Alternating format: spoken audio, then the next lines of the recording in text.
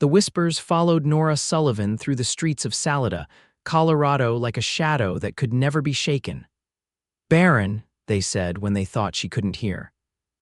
It was 1876, and in this frontier town nestled at the foot of the Rocky Mountains, a woman's worth was often measured by the children she bore, and after 7 years of marriage, Nora's empty arms spoke volumes to the gossiping townsfolk. Nora kept her chin high as she walked past Hargrove's general store, ignoring the pitying glances from Mrs. Hargrove and her daughter. The basket over her arm felt heavier than the few supplies it contained: flour, sugar, and a spool of thread, as if it were filled with the weight of her disappointment rather than simple provisions. "Afternoon, Mrs. Sullivan," called Mr. Hargrove from his porch. "Fine day, isn't it?" "Indeed it is, Mr. Hargrove," Nora replied with practiced pleasantness, her voice betraying none of the ache that had settled deep in her chest years ago. At 32, Nora had long since accepted that she would never know the joy of motherhood. Her husband, Thomas Sullivan, had been patient at first, understanding even. But as the years passed, his patience had worn thin, replaced by a cold distance that grew with each passing month. These days, he spent more nights at Parker's saloon than at home, drowning his disappointment in whiskey and the company of men who didn't judge him for his wife's failings. Nora rounded the corner onto Pine Street, her pace quickening as she neared home, a modest 2-story house that Thomas had built when they first married, with extra rooms that remained painfully empty. As she approached, she noticed a wagon parked outside, loaded with crates and trunks. A stranger stood beside it, tall and broad-shouldered, his back to her as he secured a rope around his belongings. "Excuse me," she said, curiosity getting the better of her. "Are you moving in nearby?" The man turned, and Nora found herself looking into the clearest blue eyes she'd ever seen, set in a sun-weathered face beneath a wide-brimmed hat. He removed the hat, revealing dark hair with premature strands of silver at the temples, and offered her a smile that softened his otherwise rugged appearance. "Victor Xavier," he said, extending a calloused hand. "I've purchased the old Miller property next door." "Looks like we're to be neighbors, madam." Nora shifted her basket to take his hand. "Nora Sullivan, welcome to Salida, Mr. Xavier. Just Victor, please." He released her hand and gestured toward her house. "That's your place. It's a fine home. Thank you." "My husband built it himself when we first married."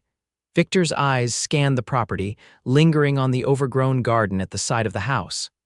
"Seems the garden could use some attention," he observed without judgment. Nora felt her cheeks warm. "Yes, well, I've never had much of a green thumb, I'm afraid. And Thomas, my husband, he's often busy with his work at the sawmill." "I could help with that if you'd like," Victor offered. "I've got a way with growing things. It was my business back in Missouri before I decided to head west." "You're a farmer," Victor chuckled. "A nurseryman, actually. I specialize in fruit trees, though I can coax just about anything to grow given the right conditions." He glanced back at the garden. "That plot of land has good potential. Shame to see it go to waste." Before Nora could respond, the distant sound of hoofbeats announced another arrival. Thomas Sullivan came into view, his horse kicking up dust as he approached. Nora's heart sank at the sight of his furrowed brow and tight jaw, signs that he'd already started drinking, though it was barely past noon. Thomas dismounted with less grace than usual, his gaze sharp as it landed on Victor. "Who's this, then?" he demanded, coming to stand beside Nora with a possessiveness that had nothing to do with affection. "Thomas, this is Victor Xavier." "He's just purchased the Miller property," Nora explained, keeping her voice steady. "Mr. Xavier, my husband, Thomas Sullivan." The men sized each other up before Victor extended his hand. Thomas hesitated before taking it, his grip visibly tight. "Pleasure," Thomas said without sincerity.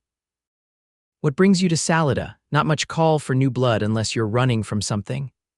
"Thomas," Nora admonished quietly. Victor's expression remained neutral. "Looking for a fresh start, same as most folks out here. I plan to establish a nursery and orchard. Colorado territory's growing and people will want fruit trees of their own." He glanced at Nora.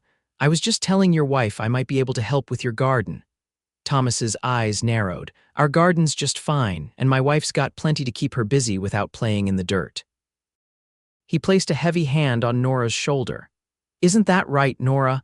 I should get these supplies inside, Nora said, avoiding the question. It was nice to meet you, Mr. Xavier. Welcome to the neighborhood. As she turned toward the house, Thomas's grip on her shoulder tightened momentarily before he released her. I'll be along shortly. Need to see to the horse.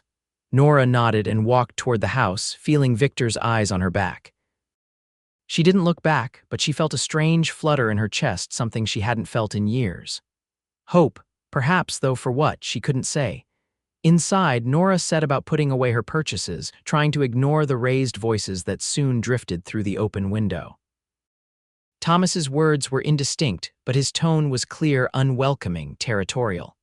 Victor's responses were calmer, measured, but firm. Nora moved away from the window, busying herself with preparing supper. When Thomas finally came inside, his mood was darker than before. I don't like him, he declared, hanging his hat on the peg by the door.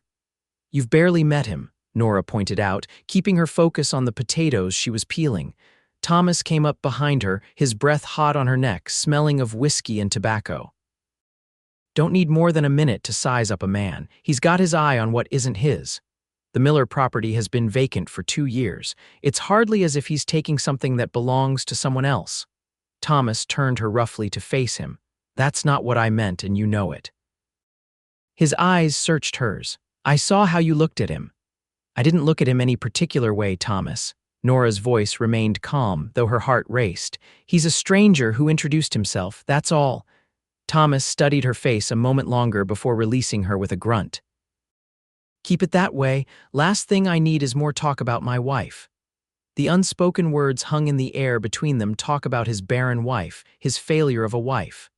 Supper will be ready soon, Nora said, turning back to her task, desperate to change the subject. Will you be staying in this evening? Thomas didn't answer immediately, and when he did, his voice had lost its edge, replaced by weary resignation. No, got business at Parker's, don't wait up. Nora nodded, not trusting her voice. It was the same most nights, Thomas seeking solace in drink, rather than facing the quiet disappointment of their childless home. After Thomas left, Nora ate alone at the kitchen table, watching through the window as the last light faded from the sky. In the deepening dusk, she could make out the silhouette of Victor Xavier on his new property, still working despite the late hour.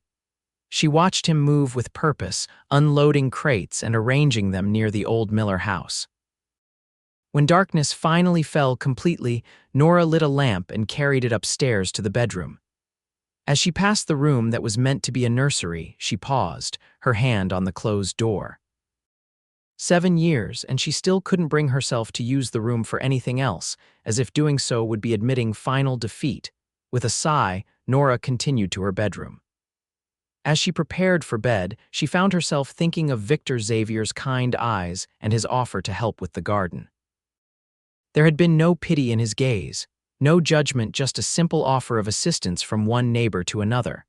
For the first time in longer than she could remember, Nora fell asleep not to thoughts of what might have been, but to curious wonderings of what might yet come to pass. The following days brought a rhythm of careful encounters. Victor worked from dawn until dusk establishing his nursery, methodically clearing land, planting seedlings, and constructing irrigation channels. Nora observed his progress during her daily chores, sometimes catching his eye as he looked up from his work to tip his hat in her direction. A week after Victor's arrival, Nora was hanging laundry in the yard when a commotion from the road drew her attention. A wagon had overturned, spilling crates and barrels across the dusty street. The driver, an elderly man Nora recognized as Mr. Peterson from the edge of town, was struggling to right the wagon while his horse stamped nervously. Before Nora could decide whether to offer assistance, Victor emerged from his property, striding quickly toward the accident. He calmed the horse with a few quiet words, then helped Mr. Peterson assess the damage. The axles cracked clean through, Victor's voice carried to where Nora stood. You won't get this moving today, I'm afraid. Damnation, Mr. Peterson muttered. Got deliveries to make. I can help you salvage what hasn't broken, at least, Victor offered, already beginning to gather scattered goods. "We can store them at my place until you can return with a sound wagon." As the men worked, Nora hesitated only briefly before approaching with a pitcher of water and a cup. The afternoon sun was unforgiving, and both men were soon sweating from their efforts. "Thought you might be thirsty," she said, offering the water first to Mr. Peterson, who accepted gratefully. "Bless you, Mrs. Sullivan," the old man said, drinking deeply. "A kindness much appreciated." Victor straightened from where he'd been securing a crate, wiping his brow with his sleeve. When Nora offered him the cup, their fingers brushed momentarily, sending an unexpected jolt through her hand. "Thank you," Victor said, his eyes holding hers for a beat longer than necessary. Perfect timing. As Victor drank, Mr. Peterson glanced between them with interest. "You two acquainted then?" "Mr. Xavier is my new neighbor," Nora explained. "He's establishing a nursery on the old Miller property." "Is that so?" Mr. Peterson looked at Victor with new respect. "Always said that land was good for growing, just needed the right hands to work it." He turned to Nora. "How's Thomas these days? Don't see him much at church lately." Nora felt her smile stiffen. "He's well, very busy at the sawmill." Mr. Peterson's noncommittal response spoke volumes. Everyone in Salida knew Thomas Sullivan spent more time at Parker's saloon than at either work or church. Victor, sensing her discomfort, quickly changed the subject. "Mr. Peterson, you mentioned deliveries. Are you a merchant?" The conversation shifted, and Nora was grateful for Victor's tact. As the men continued to work, she returned to her laundry, though she found her gaze frequently drawn back to Victor, noting the easy way he moved, the strength in his shoulders as he lifted crates, and the genuine warmth in his interactions with Mr. Peterson. It was nearing sunset when Thomas returned home, his steps unsteady as he dismounted from his horse. His eyes narrowed at the sight of Victor still helping Mr. Peterson, now loading the salvaged goods onto a borrowed cart that had arrived with Mr. Peterson's son. "What's all this, then?" Thomas demanded, approaching the group. "Just a bit of trouble with my wagon," Mr. Peterson explained. "Your neighbor here's been a godsend." Thomas grunted, casting a suspicious glance at Victor. "Is that right?" He turned to Nora, who had come to stand at the edge of the yard. "And you've been out here all afternoon, I suppose?" "I was doing the laundry, Thomas," Nora replied evenly, "and I brought water for the men." Thomas's jaw tightened. "How charitable of you," he turned back to Victor. "Seems you're making yourself right at home, Xavier." "Just being neighborly," Victor replied, his tone neutral, "as I imagine anyone would do." Mr. Peterson, sensing the tension, cleared his throat. "Well, we've about finished here. I thank you kindly for your help, Mr. Xavier." He turned to Thomas and Nora. "Good evening to you both." As the Petersons departed with their borrowed cart, Thomas's attention remained fixed on Victor. "You planning on spending all your time helping strangers instead of establishing that nursery you were so eager about?" Victor met Thomas's gaze steadily. "I find I can manage both." "A community thrives when people help each other." "Is that a fact?" Thomas stepped closer, the smell of whiskey hanging heavy around him. "Well, here's another fact: my wife doesn't need your help or your company while I'm away." Nora felt her face flush with embarrassment. "Thomas, please." Mr. Xavier was simply, "I know what he was simply doing," Thomas cut her off. "Same thing every unattached man does when he sees a woman whose husband isn't around." He turned back to Victor. "Let me make myself clear. Stay on your side of the property line." Victor's expression remained composed, though Nora noticed a muscle working in his jaw. "I respect the boundaries between neighbors, Mr. Sullivan, but I won't apologize for offering assistance when it's needed." For a moment, Nora feared Thomas might strike Victor. Instead, he gave a harsh laugh. "Just remember what I said." He turned to Nora. Inside, now, Nora hesitated, mortification warring with anger at being commanded like a child. "I need to finish bringing in the laundry." "Leave it," Thomas ordered. "It'll keep till morning." With a last apologetic glance at Victor, Nora followed Thomas into the house, her shoulders tense with anticipation of the argument to come. Inside, Thomas rounded on her immediately. "What do you think you're doing?" "I was hanging laundry, Thomas, that's all." Nora moved to the stove, needing something to occupy her hands. "Would you like coffee?" "Don't change the subject." Thomas grabbed her arm, forcing her to face him. I've seen how you watch him. Do you think I'm blind? You're hurting me, Nora said quietly, refusing to flinch. And you're imagining things that aren't there. Thomas released her but didn't back away. Am I? Then why is it every time I come home lately, you're outside where he can see you? Why is it you've suddenly taken such an interest in that garden you've neglected for years? It was true that Nora had begun working in the garden over the past few days, clearing weeds and turning the soil, though she had yet to plant anything. She hadn't acknowledged to herself that the timing coincided with Victor's arrival or that she'd chosen to work when she knew he might be outside as well. I thought it was time I made use of the space, she said, rubbing her arm where Thomas had gripped it. We could use fresh vegetables. Thomas studied her face, his eyes bloodshot but still sharp enough to detect the half-truth. You've never cared about vegetables before, you've never cared about much of anything since. He trailed off, the unspoken words hanging between them. Since we realized I couldn't give you children, Nora finished for him, her voice steady despite the familiar pain that lanced through her. Is that what you were going to say? Thomas's anger seemed to deflate, replaced by the weary resignation that had become the foundation of their marriage. You know that's not what I meant, isn't it? Nora turned away, busying herself with the coffee pot. You've made it clear enough over the years that I'm a disappointment to you. Nora, it's fine, Thomas, I've accepted it. She kept her back to him, unwilling to let him see the tears that threatened. We both have our disappointments to live with. Thomas was silent for a long moment. When he finally spoke, his voice was subdued. I'm going back out. Of course you are, Nora said, unsurprised. It was their pattern and argument, followed by Thomas's retreat to Parker's saloon, returning late, if at all. The door closed behind him, and Nora allowed herself to sink into a chair, the tension draining from her body and leaving exhaustion in its wake. Through the window, she could see Victor still working on his property, now planting something in neat rows near his cabin.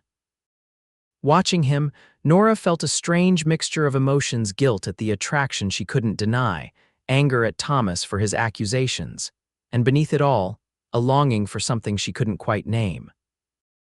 Not just children, though that ache remained, but for connection, for purpose, for a life that felt like more than simply enduring from one day to the next. With a sigh, Nora rose and went to finish bringing in the laundry before darkness fell completely. As she worked, she felt Victor's gaze on her occasionally but didn't look up to meet it. Thomas's warnings echoed in her mind, and despite her resentment of his behavior, she knew there was truth in his concern. She was drawn to Victor Xavier in a way that threatened the fragile stability of her marriage, a marriage that, for all its disappointments, was the foundation of her life in Salida. As she carried the last of the laundry inside, Nora resolved to be more careful. Victor Xavier might represent possibility, but he also represented danger to her reputation, to her marriage, and most of all, to the careful walls she'd built around her heart after years of disappointment. The following morning dawned clear and bright, with the kind of crisp air that promised a beautiful spring day. Nora rose early, as was her habit, and set about her morning chores. Thomas had not returned home the previous night, also not unusual after an argument, and the house felt peaceful in his absence. As Nora prepared breakfast, a knock at the door startled her. Visitors rarely came this early. She wiped her hands on her apron and went to answer, surprised to find Victor Xavier standing on her porch, hat in hand and a canvas bag at his feet. "Good morning, Mrs. Sullivan," he said, his expression apologetic. "I hope I'm not calling too early." Nora glanced past him, half expecting to see Thomas approaching. "It is rather early for social calls, Mr. Xavier." "Not a social call," Victor clarified quickly. "I wanted to speak with you before I leave for town, and I thought it best to come when—" He hesitated. "When my husband might not be here," Nora finished for him, unable to keep a note of bitterness from her voice. Victor nodded, not bothering to deny it. "I didn't want to cause more tension, but I wanted to apologize for yesterday. It wasn't my intention to create difficulty between you and your husband." Nora sighed. "The difficulties were there long before you arrived, Mr. Xavier. You needn't take responsibility for them." A moment of understanding passed between them, and Victor's gaze softened. All the same, I value peaceful relations with my neighbors. I brought something as a peace offering for both of you." He gestured to the bag at his feet. "Seed potatoes, beans, and tomato seedlings. For your garden, they're hardy varieties that should do well here." Nora looked at the bag, then back at Victor. "That's very kind, but I'm not sure they're just seeds, Mrs. Sullivan," Victor said gently. "No obligation attached, plant them or not as you see fit."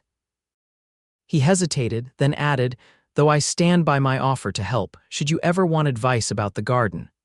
Nora knew she should refuse. Every interaction with Victor Xavier seemed to complicate her already troubled marriage.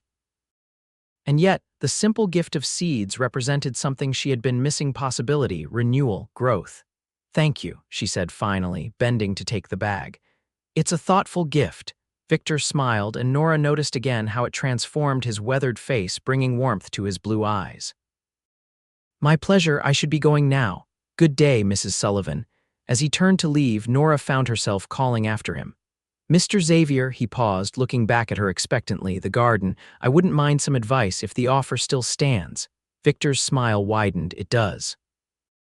"Perhaps tomorrow afternoon. I've some business in town today that will keep me occupied." Nora nodded, ignoring the small voice of caution in her mind. "Tomorrow afternoon would be fine. Thomas will be at the sawmill." "Until tomorrow, then." Victor tipped his hat and strode back toward his property, his steps lighter than when he had approached. Nora watched him go, the bag of seeds heavy in her hands, heavier with possibility than with actual weight. She knew she was stepping onto dangerous ground, but in that moment, the promise of something growing in the barren garden plot seemed worth the risk. The day passed slowly, with Nora alternating between her usual chores and examining the seeds Victor had given her. By evening, Thomas had still not returned, and Nora ate another solitary meal, wondering where he had spent the previous night and whether he would come home at all. It was nearly 9 o'clock when the sound of a horse approaching drew Nora to the window. Thomas dismounted unsteadily, and even in the dim light of dusk, Nora could see he was in a state. He stumbled toward the house, catching himself against the porch railing before managing to make it through the door. "There she is," he slurred, leaning heavily against the doorframe. The dutiful wife, waiting for her husband to return. "You're drunk, Thomas," Nora said, stating the obvious. "Let me help you upstairs." Thomas waved her off, stumbling toward a chair. "Don't need your help, don't need anything from you," he fixed her with a bleary stare. "Isn't that right?" "Nothing to offer a man, have you?" The words stung, as they always did, but Nora had grown accustomed to Thomas's cruel honesty when he drank. "You should eat something," she said, ignoring the barb. "There's stew left from supper, not hungry." Thomas fumbled with his boots, struggling to remove them. "Been thinking, Nora, been thinking a lot." "About what?" Nora asked, though she wasn't sure she wanted to know. Thomas finally managed to remove one boot, which he dropped heavily to the floor. "About us, about this life." He gestured vaguely around the room. "What's the point of it, eh? Working every day just to come home to an empty house. No children to carry on after we're gone, just emptiness." Nora felt the familiar ache in her chest, the guilt, the grief, the sense of failure that never truly left her.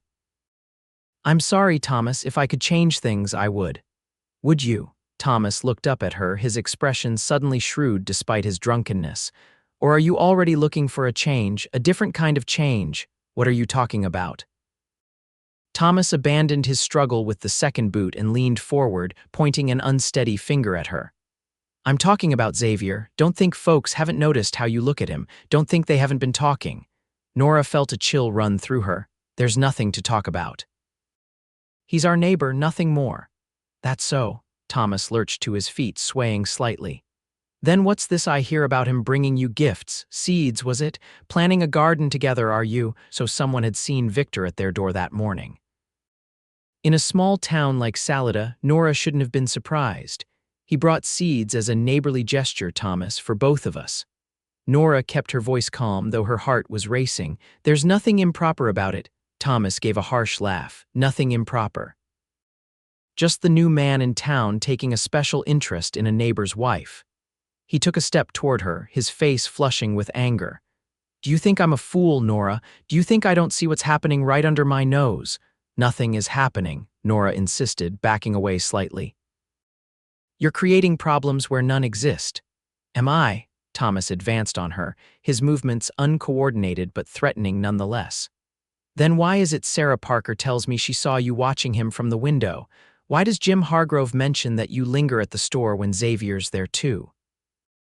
Nora felt cornered both physically and by the accusations. Had she been so transparent? Had others truly noticed her interest in Victor Xavier? People in this town have nothing better to do than gossip, she said, trying to sound confident despite her racing pulse. You know that better than anyone. Oh, I know about gossip. Thomas's voice dropped to a dangerous whisper. I know what they say about me, the man whose wife can't give him children, the man who drinks because he has no son to be proud of, no daughter to dote on. His face contorted with a mixture of rage and pain. And now they'll say I'm the man whose wife has eyes for the newcomer. Thomas, please, Nora said, genuine fear beginning to take hold as she recognized the depth of his anger. You're not thinking clearly. Why don't you sit down and we can talk about this in the morning when you're sober? I'm thinking more clearly than I have in years, Thomas said, reaching out suddenly to grab her arm. Clear enough to see what's happening, clear enough to know I need to do something about it. His grip tightened painfully and Nora winced. You're hurting me, Thomas, let go. Instead of releasing her, Thomas pulled her closer, his breath hot on her face. 7 years, Nora, 7 years I've stood by you despite everything, despite what you couldn't give me, and this is how you repay me. By making me a laughingstock again. I haven't done anything wrong, Nora insisted, trying to pull away. And neither has Mr. Xavier. You're seeing shadows where there are none. Shadows? Thomas's grip tightened further and Nora couldn't suppress a cry of pain. Is that what you call it when my own wife can't look me in the eye anymore? When she'd rather spend time with a stranger than her husband? You're never here. Nora finally shouted, her composure breaking. You spend more time at Parker's saloon than you do at home. You leave me alone night after night, and then you have the audacity to accuse me of impropriety because I spoke to our neighbor. Thomas's face darkened, and for a terrible moment, Nora thought he might strike her. Instead, he released her arm with such force that she stumbled backward. Get out, he said, his voice low and dangerous. What? Nora rubbed her arm where his fingers had left marks. I said get out. Thomas pointed to the door. If I'm such a burden to you, if my company is so inadequate compared to your new friend, then go. See how you fare without the roof I put over your head. Thomas, you don't mean that, Nora said, shock replacing fear. This is my home too. Is it? Thomas's laugh was bitter. This was meant to be a family home, Nora, a place for children to grow up, but there are no children, are there? Just empty rooms and empty promises. The words cut deeper than any physical blow could have. Nora felt tears spring to her eyes, but she blinked them back, refusing to let him see how deeply he had wounded her. I'm not leaving my home because you're drunk and angry, she said, summoning what dignity she could. This will pass, as it always does, and in the morning I want you gone, Thomas interrupted. I mean it, Nora, I've had enough. I've endured enough shame in this town. Nora stared at him, searching his face for any sign that he didn't mean what he was saying, that this was just the whiskey talking. But beneath the flush of drink, Thomas's eyes were cold and determined. Where am I supposed to go? She asked, her voice small despite her effort to remain strong. Thomas's smile was cruel. Why not ask your new friend? I'm sure Xavier would be happy to offer you shelter. He turned away, stumbling toward the stairs. I'm going to bed. When I wake up, I don't want to see you here. Nora watched him make his unsteady way up the stairs, waiting until she heard the bedroom door close before she allowed the tears to fall. She sank into a chair, trembling with a mixture of fear, anger, and uncertainty. Thomas had threatened to send her away before during his drunken rages, but never with such conviction, never with such cold finality, and never had she felt so uncertain about whether she wanted to stay. As the night deepened around her, Nora faced the hardest decision of her life, whether to wait and hope that Thomas's mood would improve with sobriety, or whether to take a step into the unknown, away from the security of the only life she had known for the past 7 years. Outside, the moon rose over Salida, casting silver light on the garden plot where Victor's seeds waited to be planted, seeds that held the promise of new growth, even in soil that had long lain dormant. Nora spent the night in the kitchen, too anxious to sleep. As dawn approached, she made a decision. Taking only what she could carry in a small carpet bag, a change of clothes, her mother's locket, and the small amount of money she had saved from household expenses, she left a note for Thomas on the table. "I will stay with Mrs. Whittaker until you've had time to reconsider. If you truly wish me gone, I'll respect your decision, but I deserve to hear it when you're sober." Mrs. Whittaker was an elderly widow who lived at the edge of town. She had always been kind to Nora, and Nora hoped she would offer temporary shelter. As Nora stepped outside into the cool morning air, she cast one last glance at the house that had been her home for 7 years, a home that had never truly felt complete. Her gaze drifted to the garden plot, where Victor's bag of seeds still sat on the back porch, untouched. On impulse, Nora returned to grab the seeds before setting off down the road. Whatever happened next, she wouldn't leave behind the only gift she had received in years, the gift of possibility, the walk to Mrs. Whittaker's took nearly an hour, and the sun was well up by the time Nora knocked on the widow's door. Mrs. Whittaker answered, her lined face registering surprise, then concern as she took in Nora's appearance and the bag in her hand. "Nora, dear, what's happened?" she asked, immediately ushering her inside. "Thomas and I had a disagreement," Nora said, the understatement bringing a bitter taste to her mouth. "He asked me to leave. I was hoping I might stay with you for a day or two, just until things settle." Mrs. Whittaker's expression darkened. "That man. I've seen how he treats you." She shook her head disapprovingly. "Of course you can stay, dear, as long as you need." Relief washed over Nora. "Thank you, I won't be a burden, I promise. I can help with the housework, cooking, whatever you need." "Nonsense, you're no burden, Mrs. Whittaker guided Nora to a chair. "Sit down, you look exhausted. Have you had anything to eat?" Nora shook her head, suddenly aware of how hungry she was. "No, I left before breakfast." "Well, that won't do." Mrs. Whittaker bustled to the stove. "I'll fix you something right away. And then you can tell me everything if you want to." As Mrs. Whittaker prepared a simple breakfast of oatmeal and coffee, Nora found herself telling the older woman about the previous night's confrontation, Thomas's accusations, his cruel words about her barrenness, and his demand that she leave. "It's not the first time he's been angry," Nora admitted, staring into her coffee cup. "But it's the first time he seemed so final about it." Mrs. Whittaker placed a bowl of oatmeal in front of Nora. "Thomas Sullivan has been taking his disappointments out on you for years," she said firmly. "A man has a right to his feelings, but not to make his wife suffer for something that isn't her fault." Nora looked up, surprised by the directness of Mrs. Whittaker's words. "You know about our situation." Mrs. Whittaker's expression softened. "My dear, everyone in Salida knows. It's a small town and people talk, but not everyone judges you for it." She sat down across from Nora. "I couldn't have children either. My Harold and I tried for years before we accepted it wasn't to be." "How did you bear it?" Nora asked, the question slipping out before she could stop it. "The disappointment, I mean, and the shame." "Shame." Mrs. Whittaker reached across the table to take Nora's hand. "There's no shame in being who God made you to be, child. Harold and I found other ways to fill our lives with meaning. We took in children who needed temporary homes. We helped in the community. We grew a magnificent garden." She smiled at the memory. "In time, we realized that joy can bloom in many ways, not just through bearing children." Nora's eyes filled with tears at the widow's words. For so long, she had carried the burden of shame, believing that her worth as a woman was tied to her ability to bear children. To hear another woman speak of finding joy despite similar circumstances was like a balm to her wounded spirit. "Thank you," she whispered, squeezing Mrs. Whittaker's hand. "Now eat your breakfast," Mrs. Whittaker instructed, releasing Nora's hand. "Then you should rest. You've had a difficult night and everything looks clearer after sleep." Grateful for the widow's wisdom and kindness, Nora ate her breakfast and then allowed herself to be shown to a small but comfortable spare room. As she drifted off to sleep, Mrs. Whittaker's words echoed in her mind. Joy can bloom in many ways. When Nora awoke several hours later, the house was quiet.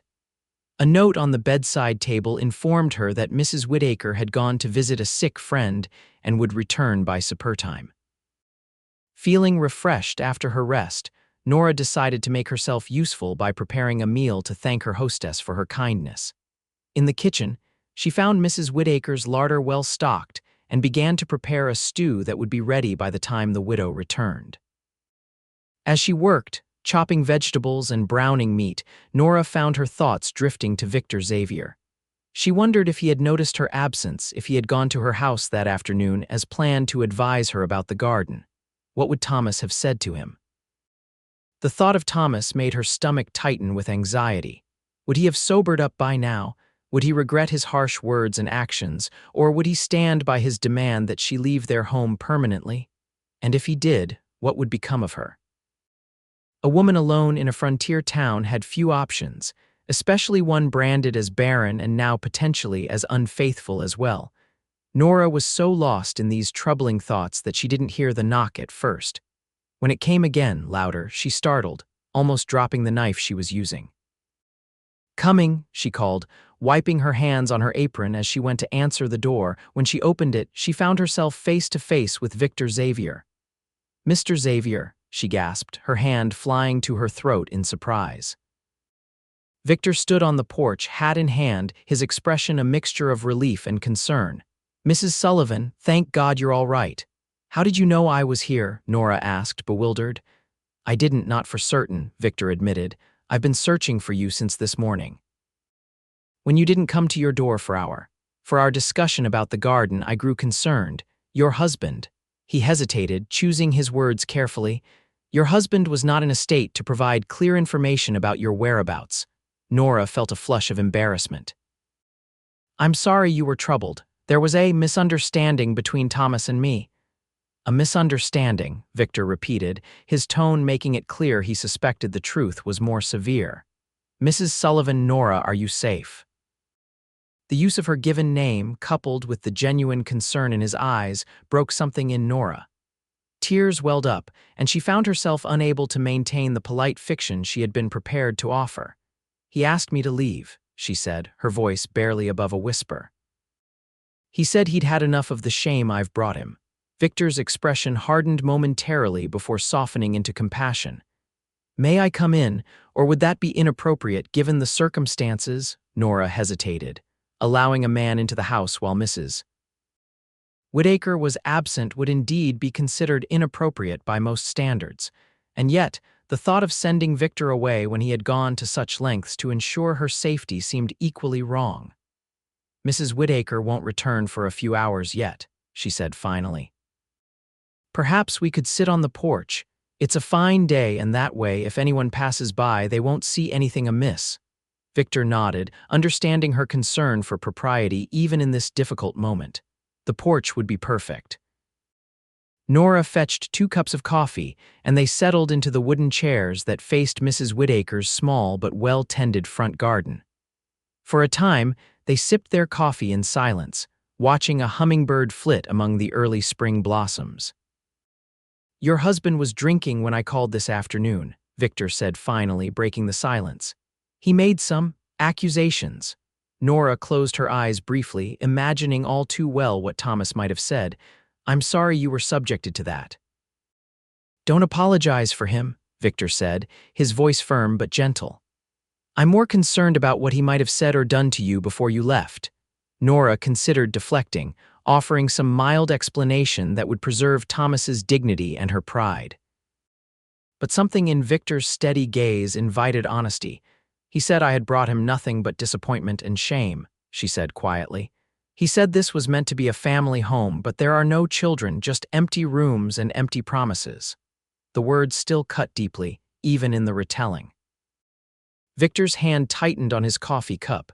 "Because you haven't been able to conceive," Nora nodded, looking down at her own cup. 7 years of trying, of hoping, of praying, and nothing." She gave a bitter laugh. "Do you know what they call me in town, Barren Nora?" "I've heard them whisper it when they think I can't hear. People can be cruel," Victor said, his voice low with anger. "Especially when they judge what they don't understand. The cruelest part is that they're right," Nora said, the admission painful even after all these years. "I am barren." I will never give Thomas children. I will never know what it's like to hold my own baby in my arms." Her voice broke on the last words, and she had to take a deep breath to steady herself. Victor was quiet for a moment, his gaze fixed on the garden. When he finally spoke, his words surprised her. "My wife couldn't have children either." Nora looked up sharply. "Your wife, I didn't realize you were married." Victor corrected gently. "Rebecca died 3 years ago. We were married for 12 years and not once did she conceive." "I'm so sorry," Nora said, understanding now the shadows she sometimes glimpsed in his eyes. "That must have been difficult for you both." Victor nodded, his expression distant with memory. "It was at first. Rebecca blamed herself, though the doctor told us it might just as easily have been me causing the problem. We'll never know." He turned to look at Nora directly. "But what I do know is that we found joy anyway, different than what we'd expected, but joy nonetheless." The echo of Mrs. Whittaker's words from that morning sent a shiver through Nora. "How?" she asked, needing to hear his answer. "We built a life that was meaningful in other ways," Victor said simply. "Rebecca taught children at the local school. I grew my trees and plants, creating beauty and sustenance that would outlive us both.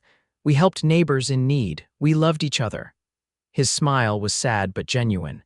"It wasn't the life we had planned, but it was a good life, Nora, a life worth living." Nora felt tears sliding down her cheeks but made no move to wipe them away. "Thomas can't see it that way. He can't see past what's missing to what we might have had." "Then he's a fool," Victor said, the words soft but firm. "A man who would throw away a woman like you over something neither of you can control is a fool indeed." The directness of his statement caught Nora off guard, and for a moment, she couldn't respond. No one had ever spoken to her so plainly about her situation, nor defended her so unequivocally. "You barely know me," she managed finally. Victor's gaze held her steadily. "I know enough. I know you're kind enough to bring water to men working in the heat. I know you're loyal enough to endure years of disappointment in your marriage. I know you're brave enough to leave when staying would cost you your dignity." He set his coffee cup down on the small table between them. "And I know you deserve better than to be made to feel like a failure for something that isn't your fault." Nora looked away, overwhelmed by his words and the emotions they stirred in her. "What am I to do now?" she whispered, more to herself than to him. "If Thomas truly wants me gone, where will I go? What will I do?" "You have options," Victor said, his voice gentle but firm. "More than you might think. Mrs. Whittaker would likely let you stay on. The school needs a teacher's assistant. I heard the schoolmaster mention it just yesterday, and there are other towns if Salida holds too many painful memories." The thought of leaving Salida, of starting over somewhere new, was both terrifying and strangely liberating. For 7 years, her identity had been bound up in being Thomas Sullivan's wife and in being the woman who had failed to give him children. The idea of being simply Nora, free to define herself on her own terms, was almost too much to comprehend. "I don't know if I'm brave enough for that," she admitted. "You're braver than you know," Victor said with quiet certainty. "You proved that by walking away last night." Before Nora could respond, the sound of approaching hoofbeats drew their attention to the road. Thomas Sullivan came into view, riding at a gallop, his face set in grim determination. Nora felt her heart begin to race with fear. "Thomas," she whispered, half rising from her chair. Victor stood, positioning himself between Nora and the approaching rider. "Stay calm," he said over his shoulder. "I won't let him harm you." Thomas reined in his horse sharply in front of Mrs. Whittaker's gate, dismounting in a fluid motion that suggested he had sobered considerably since the morning. His eyes took in the scene on the porch, Nora and Victor with their coffee cups, sitting in what must have appeared to be comfortable intimacy. "So this is where you ran to," Thomas called, his voice cold with fury. Not to the widows after all, but straight to him. He strode toward the porch, his hand moving to rest on the pistol at his hip. "Thomas, stop," Nora said, finding her voice despite her fear. "Mr. Xavier came looking for me only because he was concerned when I didn't answer the door. This is the first I've seen him today." "And I'm to believe that?" Thomas demanded, pausing at the foot of the porch steps. His gaze shifted to Victor. "Step aside, Xavier. This is between me and my wife." Victor didn't move. "I think Mrs. Sullivan has made it clear she doesn't wish to speak with you right now," he said, his voice calm but with an undercurrent of steel. "Perhaps when you're calmer, a conversation would be more productive." Thomas's face darkened with rage. "You dare to interfere between a man and his wife. This is my business, not yours." "It became my business when you sent your wife from her home in the middle of the night," Victor replied evenly. "And it remains my business as a decent human being who won't stand by while you threaten her." Thomas's hand tightened on his pistol and Nora felt a surge of terror. "Thomas, please," she said, stepping forward to stand beside Victor rather than behind him. "There's no need for violence. Let's talk reasonably." "Reasonably?" Thomas gave a harsh laugh. "Was it reasonable for you to run to another man the moment we had a disagreement? Was it reasonable for you to share our private business with a stranger?" "You told me to leave," Nora reminded him, finding strength in her indignation. "You said you didn't want to see me when you woke up." "What was I supposed to do?" "Not this," Thomas gestured angrily between her and Victor. "Not confirm every suspicion I had about the two of you. There is nothing between us," Nora insisted, though even as she spoke, she knew the words weren't entirely true. There was something, not an affair, not anything improper, but a connection, an understanding that she had never shared with Thomas. "Liar," Thomas spat, drawing his pistol in a sudden movement that made Nora gasp. Victor tensed but didn't back away. "Put the gun down, Sullivan," he said quietly. "You don't want to do something you'll regret."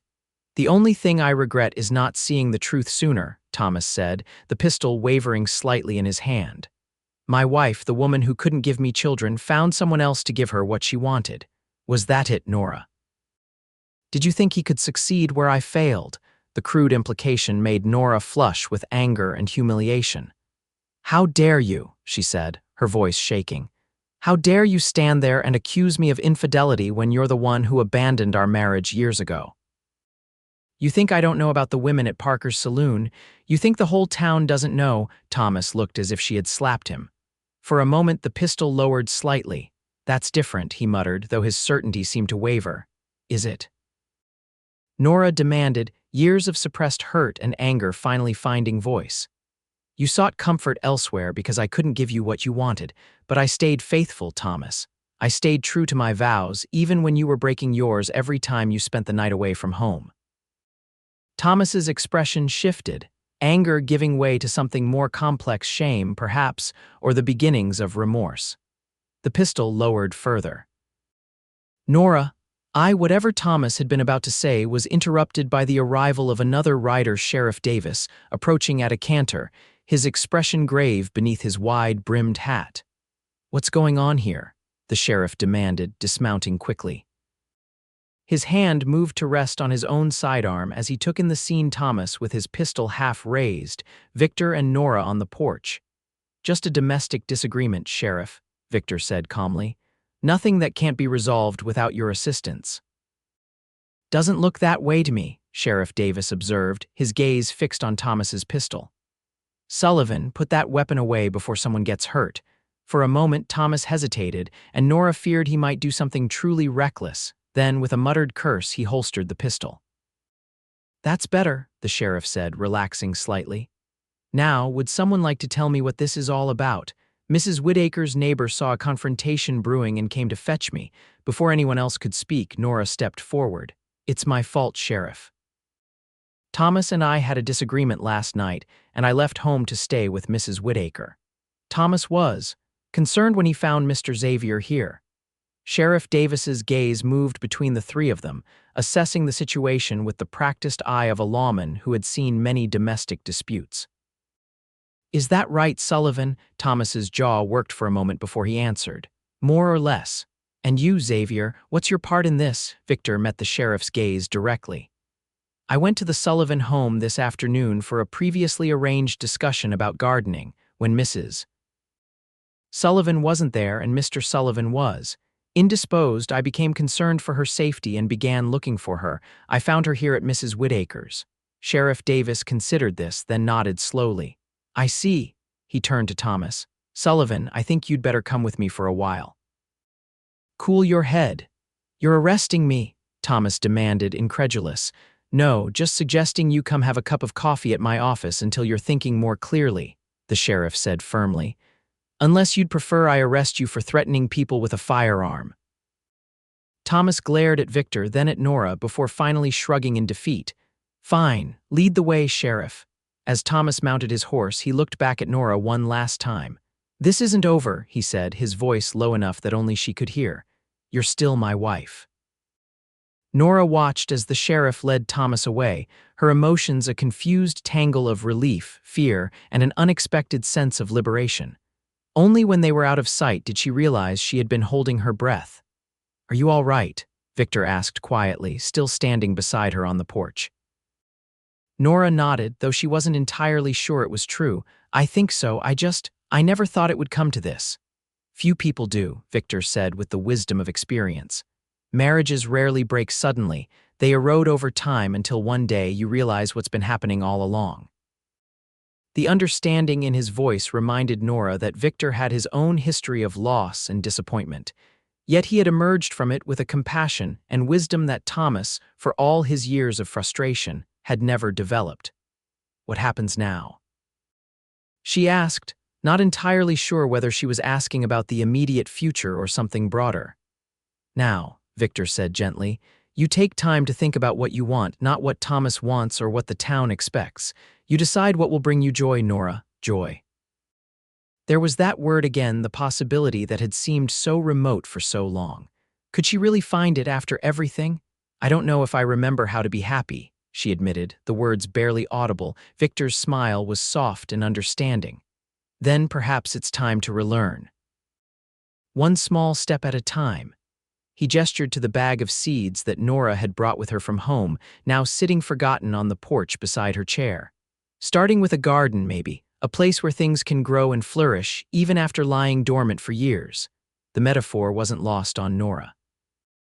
Do you really believe that joy can bloom again even after so much barrenness? Victor's gaze held her steadily, his blue eyes filled with a certainty that seemed to reach into her very soul. I know it can, he said simply. I've seen it happen both in gardens and in lives. The soil that seems most depleted often holds the most potential, if only someone believes in it enough to plant something new. As the sun began to set over Mrs. Whitaker's garden, painting the sky in shades of gold and pink, Nora felt something stir within her, a tentative hope that perhaps, just perhaps, this painful ending might also be the beginning of something she had never dared to imagine. A life defined not by what she lacked, but by what she might yet cultivate. The days that followed passed in a strange blur of uncertainty and quiet revelation. Nora remained at Mrs. Whitaker's house, grateful for the widow's unquestioning support and practical wisdom. Thomas, after his night in the sheriff's custody, had returned to their home but made no attempt to contact her, a relief, but also a painful reminder of how far they had drifted apart. Mrs. Whitaker encouraged Nora to take her time deciding what to do next. No good decision was ever made in haste, she counseled one evening as they sat by the fire. Especially not one that will shape the rest of your life. Victor visited occasionally, always careful to come when Mrs. Whitaker was present and to keep his conversations with Nora proper and neighborly. Yet despite these precautions, Nora was acutely aware of the town's growing whispers. She felt the stares when she walked to the general store, heard the conversations that abruptly ceased when she approached. To the gossips of Salida, her separation from Thomas and Victor's visits to Mrs. Whitaker's could only mean one thing: pay them no mind, Mrs. Whitaker advised when she noticed Nora's discomfort after a particularly pointed snub from Mrs. Parker outside the church. People will talk regardless of what you do. Better to give them something worth talking about by living true to yourself than to shrink into what they expect just to avoid their wagging tongues. With this encouragement, Nora began to consider what living true to herself might actually mean. For so long, her identity had been tied to her role as Thomas's wife, and before that, as her father's daughter. She had never had to define herself on her own terms. One morning, about a week after her departure from home, Nora woke with a sense of purpose that had been missing for years. After breakfast, she asked Mrs. Whittaker if she might use a small patch of the widow's garden. "Of course, dear," Mrs. Whittaker said, pleased by the request. "The south corner gets the best light. It's yours for whatever you'd like to plant," with Victor's seeds and Mrs. Whittaker's gardening tools. Nora set to work. The physical labor was harder than she'd anticipated, turning the soil, removing stones, creating neat rows, but she found a satisfaction in it that surprised her. There was something deeply comforting about working with the earth, about the tangible progress of preparing ground for new growth. She was so absorbed in her task that she didn't notice Victor's approach until his shadow fell across the freshly turned soil. "You've made a good start," he observed, smiling at her dirt-streaked face and hands. Nora straightened, brushing soil from her apron. "It's harder work than I expected," she admitted with a small laugh, "but satisfying somehow." "The best things usually are," Victor agreed. He studied her work with an appraising eye. "You've chosen well, good drainage, plenty of sun. The potatoes should do well here, and the beans too." "I hope so," Nora said, looking down at the neat furrows she had created. "It would be nice to create something that flourishes for a change."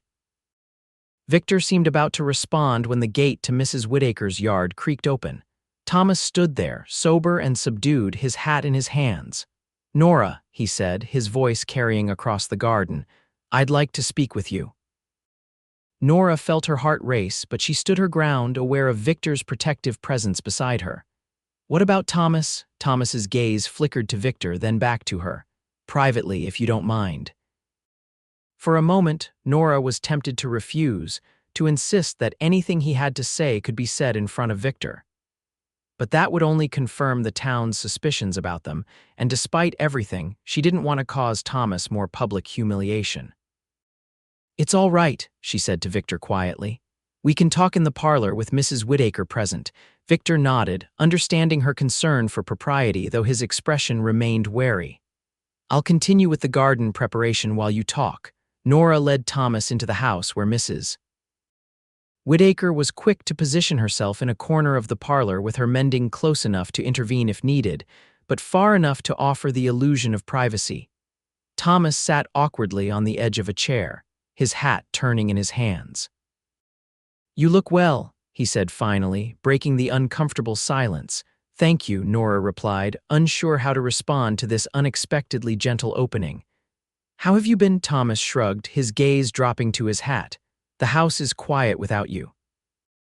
The simple admission hung between them, laden with unspoken meaning. Nora waited, sensing there was more to come. "I've been thinking," Thomas continued after a moment, "about what you said, about me abandoning our marriage years ago." He looked up, his expression more vulnerable than Nora had seen it in years. "You weren't wrong." Nora hadn't expected this acknowledgement, and for a moment she didn't know how to respond. "Thomas, let me finish," he said, his voice quiet but firm. "I've not been a good husband to you, Nora.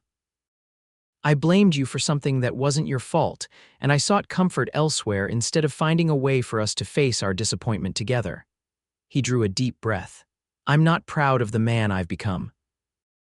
Nora felt a complex mix of emotions at his words' validation of her own feelings, sorrow for the years wasted in mutual unhappiness, and a cautious relief that Thomas was finally acknowledging his part in their troubled marriage. "Why are you telling me this now?" she asked. Thomas's smile was sad. "Losing you made me see what I've been throwing away all these years. A good woman, a loyal wife, someone who stood by me even when I gave her every reason to leave." He leaned forward, his expression earnest. "I want you to come home, Nora. I want us to start over." The request, so simple and so profound, caught Nora off guard. A week ago, before the confrontation, before her conversations with Victor and Mrs. Whittaker, she might have agreed without hesitation, grateful for Thomas's change of heart and the chance to reclaim her place in their home. But now, with the taste of independence still fresh, with the memory of Victor's words about finding joy beyond the traditional paths, Nora found herself hesitating. What would be different, she asked, needing to understand what Thomas was truly offering. If I came home, what would change? Thomas seemed surprised by the question, as if he had expected her immediate acceptance. Well, I'd stop drinking, for one thing, and I'd be home more instead of at Parker's. And what about children? Nora pressed, needing to address the core of their problems.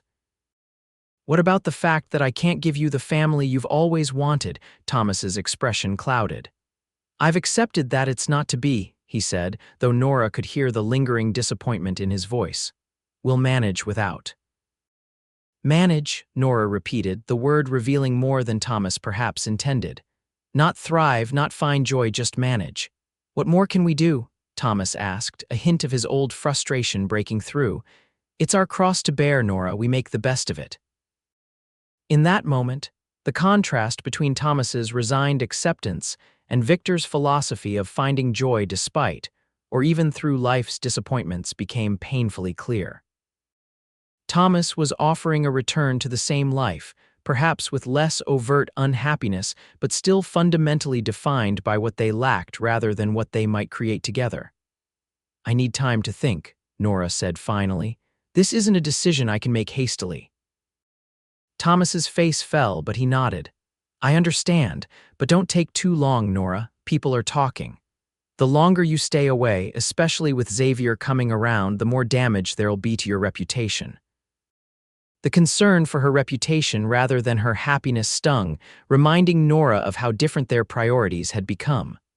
I'll keep that in mind, she said, unable to keep a note of coolness from her voice. Thomas rose, sensing the shift in her mood. I should go. But please, think about what I've said. Our home is waiting for you. As Nora watched Thomas leave, she felt an unexpected clarity begin to form in her mind. The choice before her wasn't simply between returning to Thomas or striking out on her own.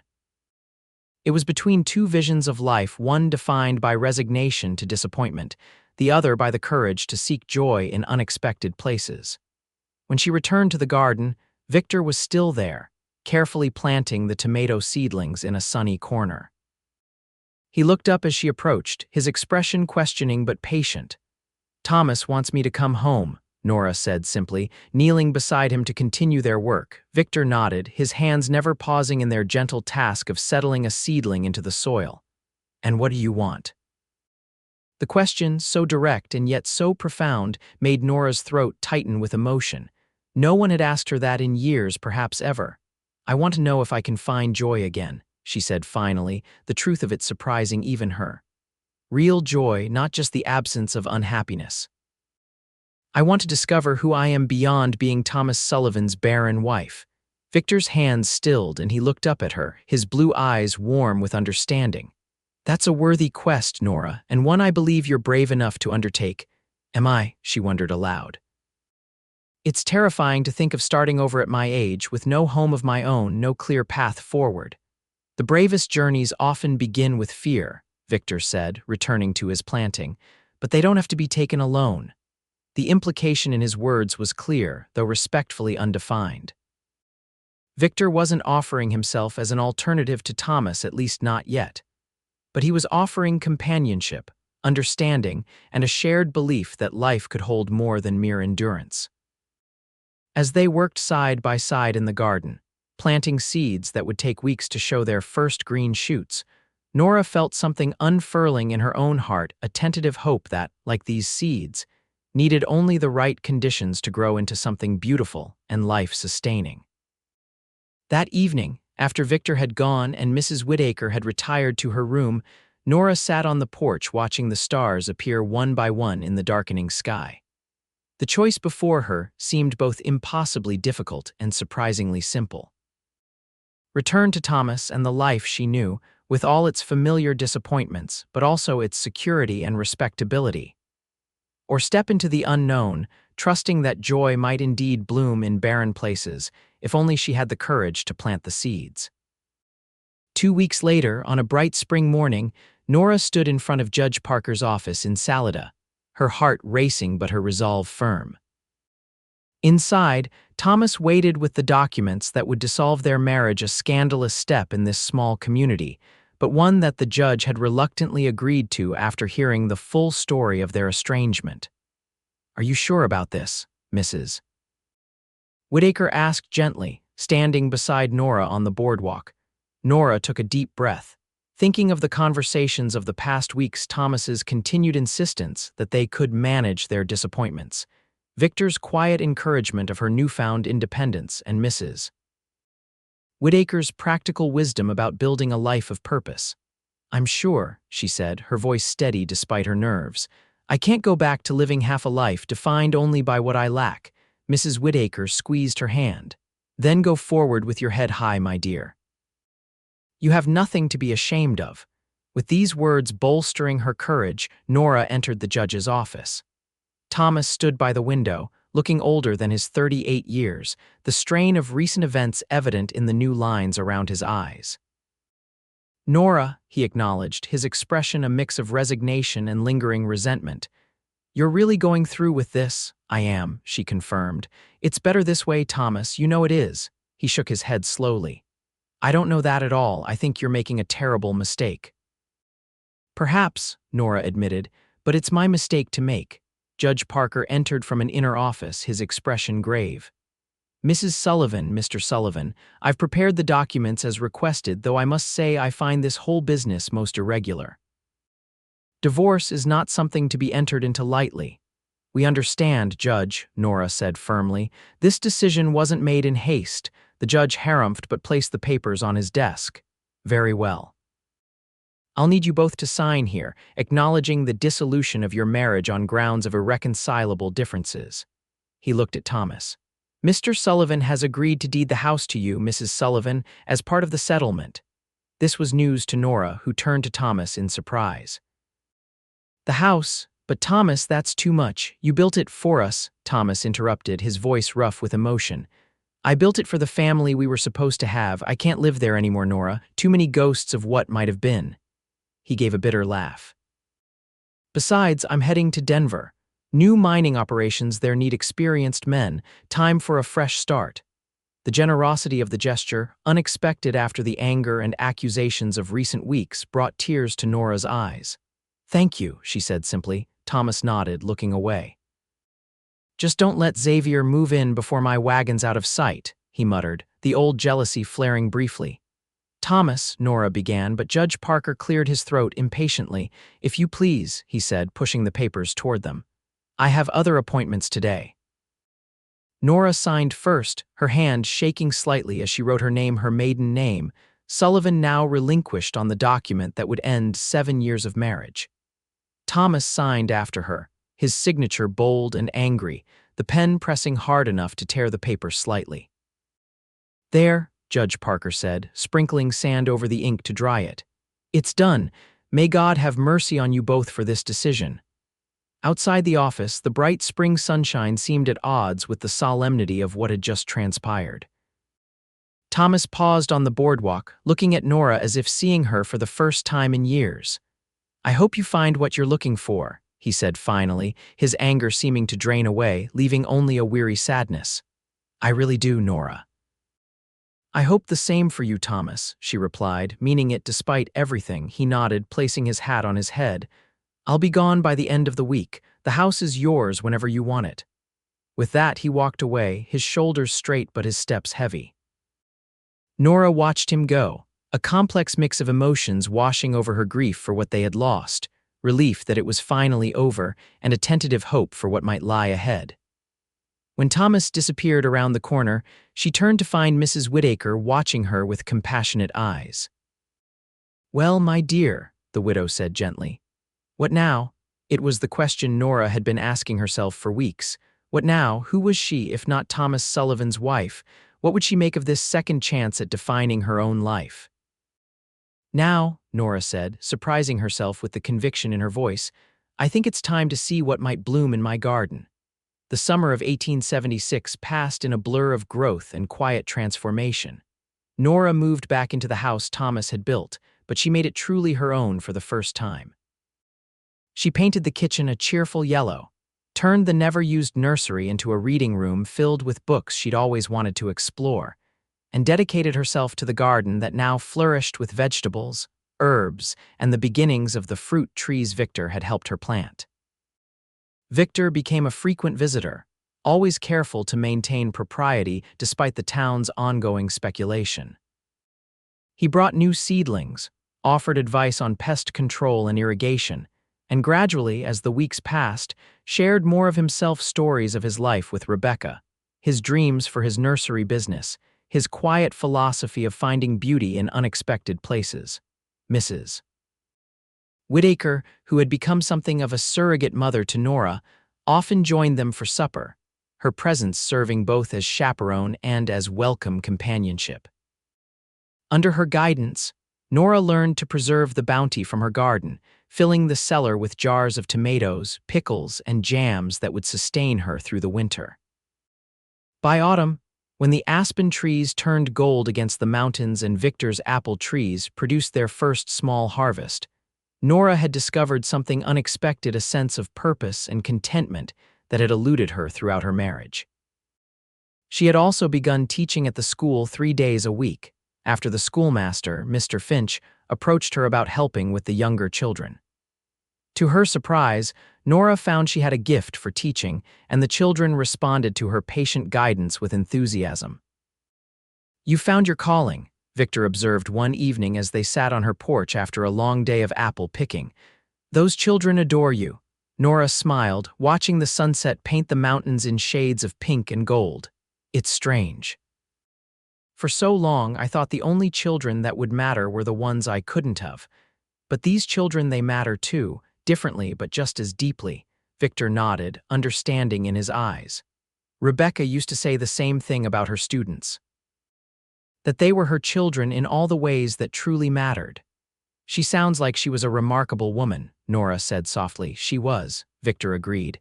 "She would have liked you very much, Nora." The comment, simple and sincere, touched Nora deeply.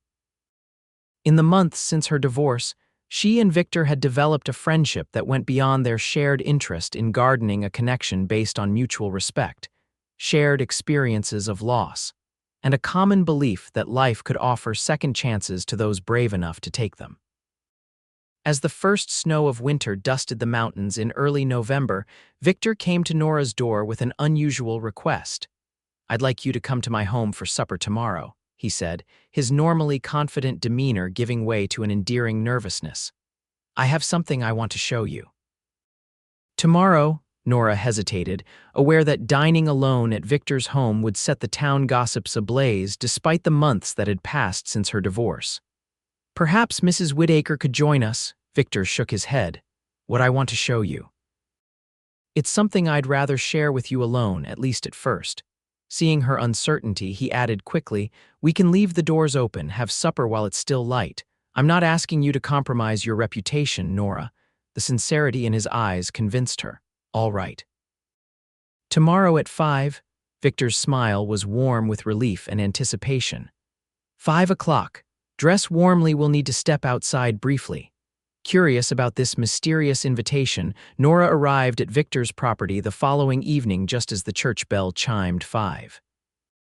The small cabin he had built beside the old Miller house was glowing with lamplight, smoke curling invitingly from the chimney. Victor met her at the door, his smile warming her more than the fire crackling in the hearth. "Right on time," he said, taking her coat. "I've just finished preparing everything."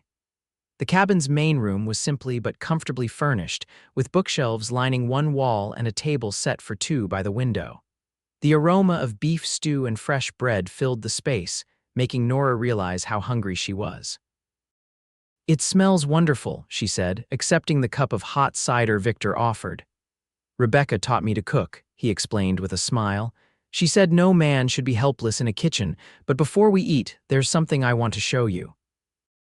Taking a lantern from the mantel, Victor led Nora back outside and across the yard to a structure she hadn't noticed before, a small greenhouse, its glass panels reflecting the last light of day. "When did you build this?" she asked, surprised. "I didn't even know you were working on it." Victor's expression was a mixture of pride and nervous anticipation. "I've been constructing it bit by bit over the past few months, finished the glass installation last week." He opened the door, gesturing for her to enter. "After you." Stepping inside, Nora was immediately enveloped in warm, humid air that smelled of earth and green growing things. Victor raised the lantern, illuminating what appeared to be a small orange tree in a large pot, its glossy leaves reflecting the light. "A citrus tree?" Nora asked, confused. But how will it survive the Colorado winter, even in a greenhouse? With care and attention, Victor said, moving closer to the tree. And faith that sometimes the most unexpected things can flourish in seemingly impossible conditions. He set the lantern on a small table and gently turned one of the tree's branches, revealing a perfect white blossom among the leaves. "It's blooming," Nora breathed, leaning in to examine the delicate flower. "In November in Colorado. Joy can bloom anywhere, anytime," Victor said softly. "Even in the most unlikely circumstances, even after years of barrenness." The words, so simple and yet so profound, brought tears to Nora's eyes. She knew Victor was talking about more than just the orange tree. "Victor, I love you, Nora," he said, the words coming out in a rush as if he had held them back for too long. "I've loved you since that day in the garden when you asked me if you were brave enough to start over, and I knew then that you were the most courageous woman I'd ever met." Nora's heart raced, hope and fear warring within her. "What about Rebecca?" she asked, needing to be sure. "Rebecca will always be part of me," Victor said honestly, "just as your past with Thomas is part of you. But Rebecca taught me that life is too precious to waste in mourning what can't be changed." He took Nora's hands in his. "She would want me to love again, just as I believe you deserve to be loved for exactly who you are, not for what you can or cannot give." Tears slid down Nora's cheeks, but they were tears of joy, not sorrow. "I love you too," she whispered. "I think I have for months, but I was afraid to trust, afraid to hope." Victor brushed the tears from her face with gentle fingers. "Hope is the bravest thing we can do, Nora. Braver than facing any danger, braver than enduring any hardship. To hope is to believe that joy can bloom even after years of winter." As the orange blossom's sweet fragrance filled the small greenhouse, Victor lowered his lips to Nora's in a tender kiss that held all the promise of spring after a long, cold season of waiting. In the months that followed, Nora and Victor's relationship deepened and flourished, much like the garden they tended together. They were careful to respect the town's sensibilities, always meeting in public or with Mrs. Whittaker present, maintaining separate households despite the inconvenience. By the time spring returned to Salida, bringing with it the first anniversary of Nora's new independence, the gossip had largely subsided. The town had grown accustomed to seeing Nora and Victor together at church, in his nursery business which was now thriving, or walking along the river on Sunday afternoons. It was on one such Sunday walk, with the mountains still capped in snow but the valley bursting with new growth, that Victor asked Nora to be his wife. "I want to build a life with you," he said, holding out a simple gold ring. "A life full of growth and possibility, where joy blooms in expected and unexpected ways." Nora's answer was unhesitating, her heart full of certainty that had been years in the making. Yes, 1,000 times yes, they were married in June with Mrs. Whittaker beaming in the front pew, and most of the town in attendance, even those who had once whispered "Barren" behind Nora's back. The schoolchildren Nora taught scattered wildflower petals along the aisle, and Victor's nursery provided blossoms for every table at the celebration that followed. As summer ripened into autumn, Nora and Victor expanded both their home and their business. The greenhouse that had housed the orange tree, which now bore small green fruit, became the first of several, allowing Victor to grow plants that would otherwise not survive Colorado's climate. Nora continued teaching, but also developed a sideline in herbal remedies using plants from their garden, earning a reputation as a skilled healer. In November, on the first anniversary of Victor's declaration of love in the greenhouse, he presented Nora with a special gift adoption papers for 2 children from the Denver orphanage, where he had been making deliveries of fresh produce. "Emma and John," he explained, showing Nora the photographs of a solemn 8-year-old girl and her 6-year-old brother. "Their parents died in a fire last spring. They've been waiting for a home for someone to love them." Nora stared at the photographs, her heart expanding with an emotion she had thought she would never experience: the anticipation of motherhood. "You want us to adopt them, to be their parents?" Victor nodded, watching her face anxiously. "Only if you want to." "I know it's different from having children of our own, but yes," Nora interrupted, her eyes shining with tears of joy. Yes, Victor, these children need a home and we have so much love to give. She looked up at him, her smile radiant. This is how joy blooms for us, not in the way we expected, but more beautifully than we could have imagined. 2 weeks later, Emma and John arrived in Salida, shy and uncertain at first, but quickly warming to the love and stability Nora and Victor offered. The house that Thomas had built, once filled with silence and disappointment, now echoed with children's laughter, with questions and stories and the everyday miracles of family life. The townspeople who had once pitied Nora for her barrenness now remarked on how naturally she took to motherhood, how the children thrived under her care, how Victor treated them as if they were his own flesh and blood. They are our own, Nora would say when people made such comments. Love, not blood, makes a family.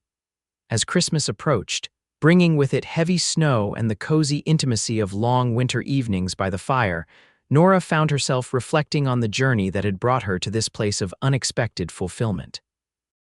She thought of Thomas, now settled in Denver according to occasional reports, of Mrs. Whittaker, who had become a beloved grandmother figure to Emma and John, and of the orange tree in the greenhouse, which now bore fruit despite the snow piled against the glass walls. On Christmas Eve, after the children were nestled in their beds, dreaming of the presents that awaited them in the morning, Nora and Victor sat by the fire, their hands entwined. "Are you happy?" Victor asked, studying her face in the firelight. "Truly happy." Nora's smile was answer enough, but she put her feelings into words, wanting him to know the depth of her contentment. "Happier than I ever imagined possible," she said. "You were right that day when Thomas came to take me back. You said that joy can bloom anywhere, even after years of barrenness." "I didn't fully believe it then, but I do now." Victor brought her hand to his lips, kissing it gently. "The joy was always in you, Nora. It just needed the right conditions to flourish." Outside, snow began to fall again, blanketing Salida in pristine white that reflected the starlight. Inside, by the warmth of the fire, Nora leaned against Victor's shoulder, at peace with her past and full of hope for the future, a future that had bloomed from the very soil of her greatest disappointment, proving that even in the most barren places, given love and faith and patience, joy can indeed find a way to flourish.